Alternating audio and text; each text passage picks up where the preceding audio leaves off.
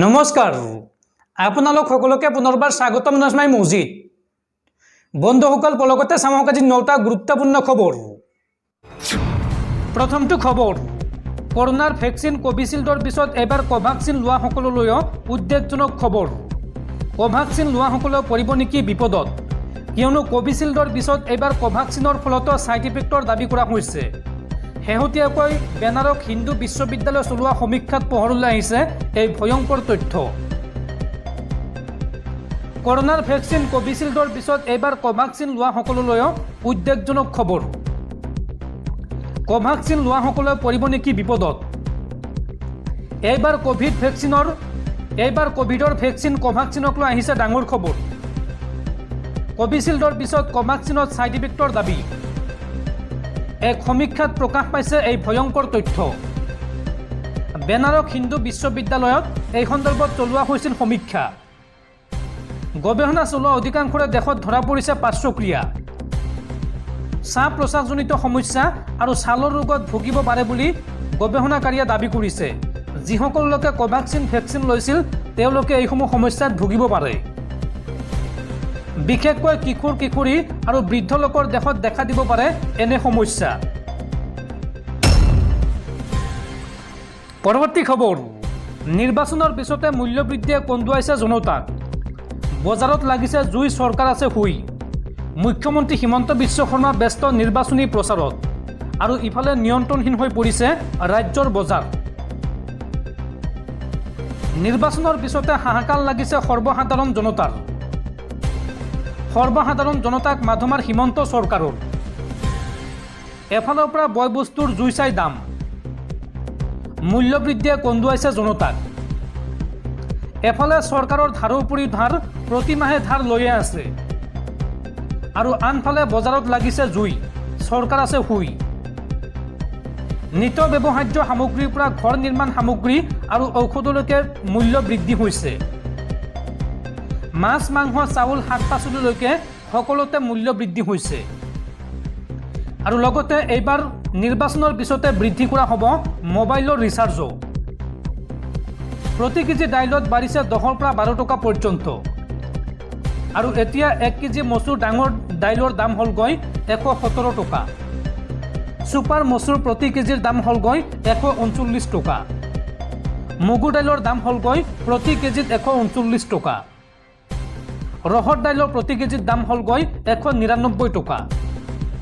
আৰু লগতে প্ৰতি প্লেট কণীৰ দাম হ'লগৈ 180ৰ পৰা 200 টকা। পিঁয়াজৰ খুচুৰা মূল্য 40 টকা। প্ৰতি কেজি আলুৰ দাম হ'লগৈ 30ৰ পৰা 35 টকা।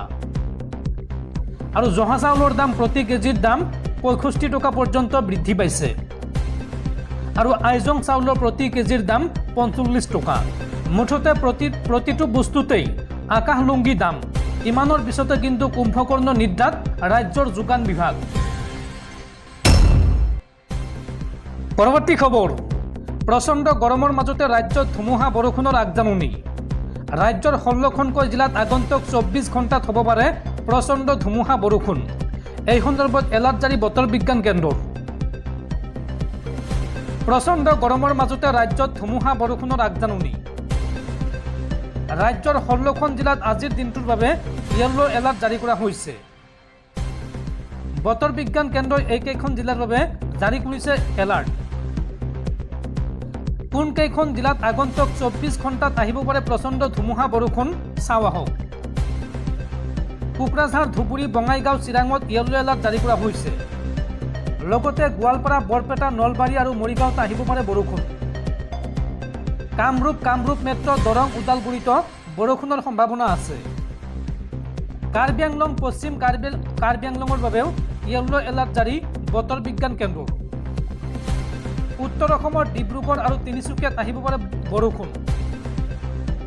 আৰু লগতে কাইলৈ বতৰে অধিক ভয়াৱহ ৰূপ লোৱাৰ পূৰ্ণ সম্ভাৱনা আছে। প্ৰতি ঘণ্টাত 30ৰ পৰা 40 কিলোমিটাৰ বেগত বলিব পাৰে বতাহ। এই আগজাননী বতৰ বিজ্ঞান কেন্দ্ৰৰ। বন্ধুসকল, তাৰপিছত 4 নম্বৰ খবৰটো জনোৱাৰ আগতে আপোনালৈ এটা সৰু ৰিকুৱেষ্ট, যদি তেওঁলোকে এইটো ভিডিঅ'ত লাইক কৰা নাই তেন্তে প্লিজ এটা লাইক কৰি দিয়ক। আৰু এনেকুৱা ধৰণৰ নতুন নতুন ভিডিঅ' পাবলৈ চেনেলটো ছাবস্ক্ৰাইব কৰি কাষত থকা বেল আইকনটো প্ৰেছ কৰি ৰাখক। পৰৱৰ্তী খবৰ, এইবাৰ বিপদত পৰিছে অসমৰ দুগৰাকী বিধায়ক। AIUDF দলৰ এই দুগৰাকী বিধায়কক কাৰণ দৰ্শোৱাৰ জাননী। কাটলিচাৰাৰ বিধায়ক সুজামুদ্দিন লস্কৰলৈ জাননী প্ৰেৰণ দলৰ। লগতে আলকাপুৰৰ বিধায়ক নিজামুদ্দিন চৌধুৰীলৈও জাননী জাৰি AIUDFৰ। আগন্তুক 5 দিনৰ ভিতৰত জাননীৰ উত্তৰ দিয়াৰ নিৰ্দেশ আৰু যথাসময়ত উত্তৰ নাপালে দুজনৰ বিৰুদ্ধে লোৱা হ'ব কঠোৰ ব্যৱস্থা। সংবাদমেলত এই কথা সদৰি কৰিলে AIUDFৰ সাধাৰণ সম্পাদক আমিনুল ইছলামে। উল্লেখযোগ্য যে শেহতীয়া নিৰ্বাচনত কংগ্ৰেছ প্ৰাৰ্থীক ভিতৰি সহায় কৰিছিল সুজামুদ্দিন লস্কৰে আৰু এই সন্দৰ্ভত ভাইৰেল হোৱা ফোন কলত পোহৰলৈ আহিছিল এই তথ্য। ইপিনে চেগুনৰ চোৰাং ব্যৱহাৰৰ সৈতে নাম সাঙুৰ খাইছিল নিজামুদ্দিন চৌধুৰীৰ আৰু তাৰ পিছতেই এই দুগৰাকী বিধায়কলৈ চৌকত জাৰি কৰিছে AIUDFে। পৰৱৰ্তী খবৰ, অসমৰ অবৈধ বাংলাদেশী নাগৰিকক লৈ উচ্চতম ন্যায়ালয়ৰ গুৰুত্বপূৰ্ণ ৰায়দান। তৎকালে কাৰ্যকৰী হোৱাকৈ 17গৰাকী বাংলাদেশীক বিতৰণৰ নিৰ্দেশ। ন্যায়াধীশ AS অক্কা আৰু উজ্জ্বল ভূঞাৰে গঠিত খণ্ড বিচাৰপীঠৰ এই নিৰ্দেশনা। উল্লেখযোগ্য যে বৰ্তমান ৰাজ্যৰ ডিটেনশ্যন কেম্পত বন্দী হৈ আছে 17গৰাকীকৈ বাংলাদেশী।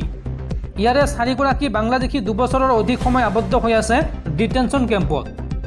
ৰাজ্যৰ ভিন্ন প্ৰান্তৰ বিদেশী ন্যায়াধীকৰণে ইতিপূৰ্বে বিদেশী হিচাপে চিনাক্ত কৰিছিল। বিতৰণৰ পূৰ্বে কোনো গোচৰ বিচৰাধীন হৈ থাকিব নালাগিব এই 17গৰাকী বাংলাদেশীৰ বিৰুদ্ধে। এই সন্দৰ্ভত ৰাজ্যিক আইন সেৱা প্ৰাধিকৰণক এই কথা নিশ্চিত কৰাৰ নিৰ্দেশ দেশৰ উচ্চতম ন্যায়ালয়ৰ।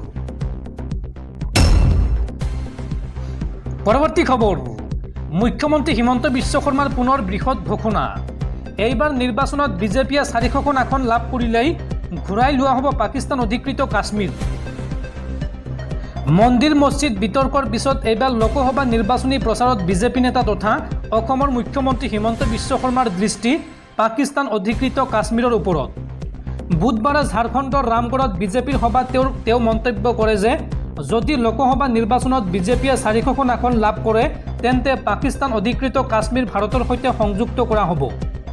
ৰামগড়ৰ সেই সভাতে হিমন্ত বিশ্ব শৰ্মাই লগতে মন্তব্য কৰে যে লোকসভা নিৰ্বাচনত বিজেপিয়ে 400খন আসন লাভ কৰাৰ প্ৰয়োজন আছে। তেনে ক্ষেত্ৰত দেশত অভিন্ন দেৱানী বিধি প্ৰৱৰ্তন কৰা হ'ব। উল্লেখযোগ্য যে লোকসভাৰ নিৰ্বাচনী প্ৰচাৰৰ সময়ত হিমন্ত বিশ্ব শৰ্মাই ধাৰাবাহিকভাৱে বিভিন্ন চাঞ্চল্যকৰ মন্তব্য কৰি আহিছে। সোমবাৰে পুৱা দিল্লীত অনুষ্ঠিত সভাত তেওঁ কৈছিল যে বিগত লোকসভা নিৰ্বাচনত আমি 300খন আসন লাভ কৰি অযোধ্যাত ৰাম মন্দিৰ নিৰ্মাণ কৰিছিলোঁ আৰু এইবাৰ বিজেপিয়ে 400খন আসন লাভ কৰি বাৰাণসীৰ জ্ঞানবাপী আৰু মথুৰাৰ কৃষ্ণ জন্মভূমিত মন্দিৰ নিৰ্মাণ কৰিব। নিৰ্বাচনী প্ৰচাৰ সভাত এই মন্তব্য কৰিছিল হিমন্ত বিশ্ব শৰ্মাই।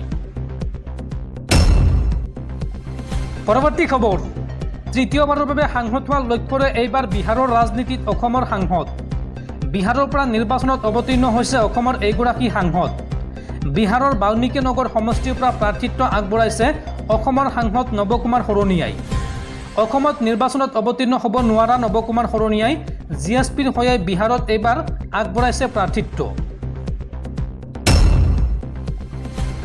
পৰৱৰ্তী খবৰ, দেশবাসীলৈ বৃহৎ সকাহ।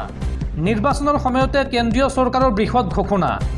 কেন্দ্ৰীয় চৰকাৰে এইবাৰ দাম কমালে 41 বিধ অতিকৈ ব্যৱহৃত ঔষধৰ। মধুমেহ, হৃদৰোগ আৰু যকৃতজনিত ৰোগত ব্যৱহৃত ঔষধৰ দাম হ্ৰাসৰ সিদ্ধান্ত কেন্দ্ৰীয় চৰকাৰৰ।